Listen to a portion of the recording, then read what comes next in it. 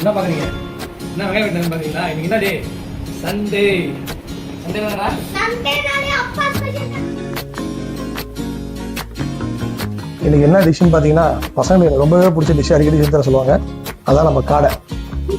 காடை வந்து high protein, நல்லா இருக்கும்.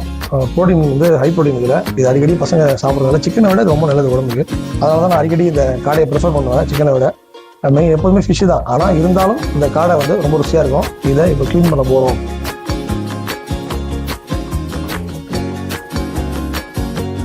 ஹலோ गाइस, இப்போ அப்பா ஸ்நாவே எல்லாம் ரொம்ப ஸ்பெஷல். அதனால அப்பா என்ன செஞ்சு கொடுத்துருக்காங்களோ அதெல்லாம் சொல்ல போறேன்.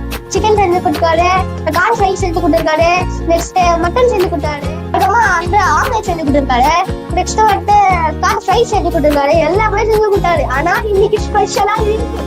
எந்த அளவுக்கு சமையல் டேஸ்ட்டாக இருக்கணுமோ அதை விட ரொம்ப முக்கியம் சுத்தமாக இருக்கணும். கவுச்சி ஸ்மெல் மாதிரி இருக்கும். அது முக்கியமான இன்கிரீடியன்ஸ் இந்த மஞ்சத்தூள் தான்.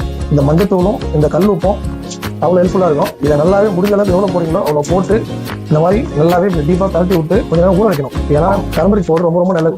அந்த டர்மரிக் பவுடரும் கல் உப்பும் இதை க்ளீன் பண்ணுறது ரொம்ப யூஸ் ஆகும். அதை எப்போதுமே பண்ணுறதுக்கு முன்னாடி கண்டிப்பாக அதை வந்து நல்லா தேய்ச்சி ஊற வைக்கிறது ரொம்ப ரொம்ப நல்லா. ஒரு 10 to 15 minutes ஊற வச்ச அப்புறம் தான் சமைக்கணும். அப்போ தான் அதோட இதெல்லாம் போகும். இப்போது காடையை ஊற வச்சிட்டேன். அடுத்தது எறா என்ன பண்ண போறேன்? எறா தான் பிரியாணி பண்ண போறேன். எறா பிரியாணி. காடை வந்து செமி கிரேவி பண்ண போறோம். நான் ஃப்ரை வேணுமா செமி கிரேவி போகுது? ஃப்ரை தான் வேணுமா?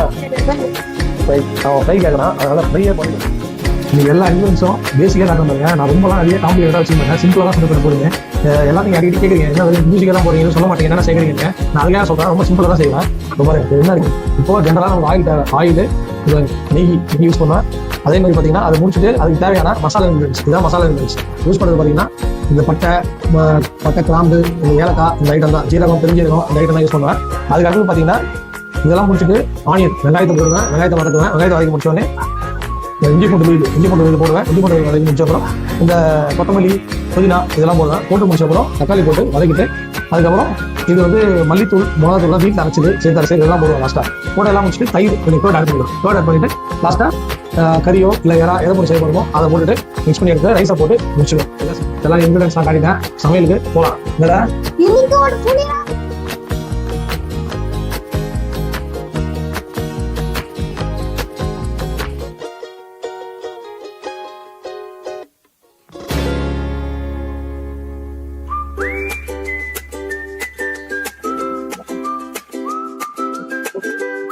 அப்பா இதுக்கு என்ன சமைக்க போறேன்? ப்ரான் பிரியாணி, காடை ஃப்ரை, பாயில்டு எக் செய்ய போறாரு. அது இன்னும் சமைச்சே பண்ணுறீங்க.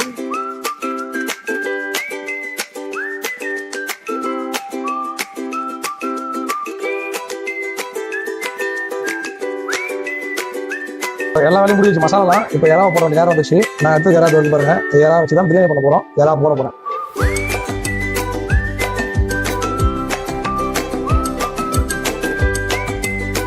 ஆட் பண்ணி எல்லாம் மசாலா கூட இது பண்ணி போட்டாச்சு. இப்போ அரிசி போட போகிறேன். நான் இன்னைக்கு வந்து 2 கிளாஸ் அரிசி. நான் எப்போதும் அளக்கத்தில் அவன் தான் போட்டுக்கிறேன்.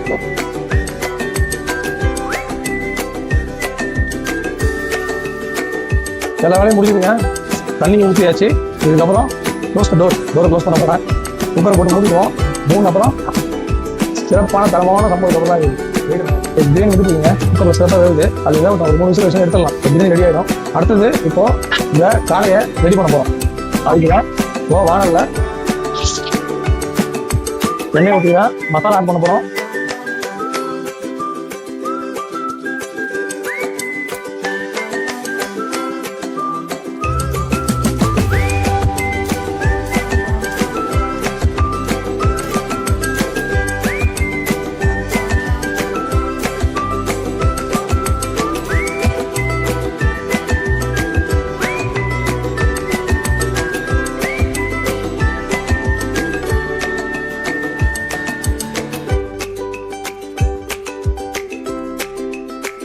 நான் இதை போட்டு செஞ்சேன், அதை போட்டு செஞ்சேன், இப்படி செஞ்சேன், அப்படி செஞ்சேன் நிறைய சொல்லுவாங்க. எல்லாம் ஓகே தான். ஆனால் ஃபைனல் அவுட்புட் ரொம்ப ரொம்ப முக்கியம். அவுட்புட் மாதிரி எப்படி வந்துருக்குங்க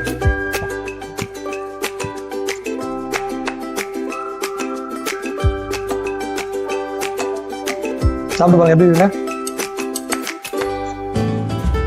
சுடுது. எப்படி இருக்கு? சூப்பர். அம்மா சூப்பர். இப்படியே கடையெல்லாம் போட்டு போல. யாரா சாப்பிட்டு பாருங்க எப்படி இருக்குங்க. சாப்பிட்டா எனக்கு நல்லா யாரா சாப்பிட்டு பாருங்க எப்படி இருக்குங்க. நல்லா இருக்கா? ஃபர்ஸ்ட் கிளாஸா இருக்கா? ஒட்டம் முட்டம் பக்காவா இருக்கா சோறு? பக்காவா இருக்கு. Right super. எதுவுமே எல்லாமே டேஸ்ட் எல்லாமே உப்பு காரம் எல்லாமே நல்லா இருக்கு. அப்பா செஞ்சா எப்படி இருக்கா?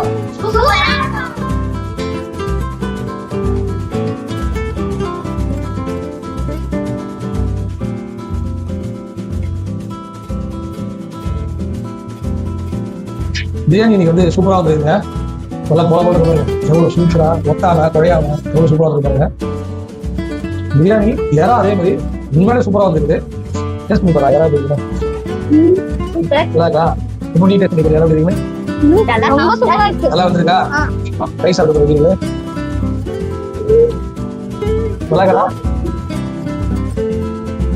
ரொம்ப நல்லா இருக்கு. நல்லா இருக்கா? டேஸ்ட் பிடிச்சிருக்கா? நல்லா சாப்பிட்டு பாரு. நல்லா வந்திருக்கா? Very good. ரொம்ப நீ எப்படி வந்திருக்கீங்க பாரு. ரொம்ப சூப்பரா இருக்கு. எல்லாமே கொஞ்சம் சாப்பிட்டு போங்க.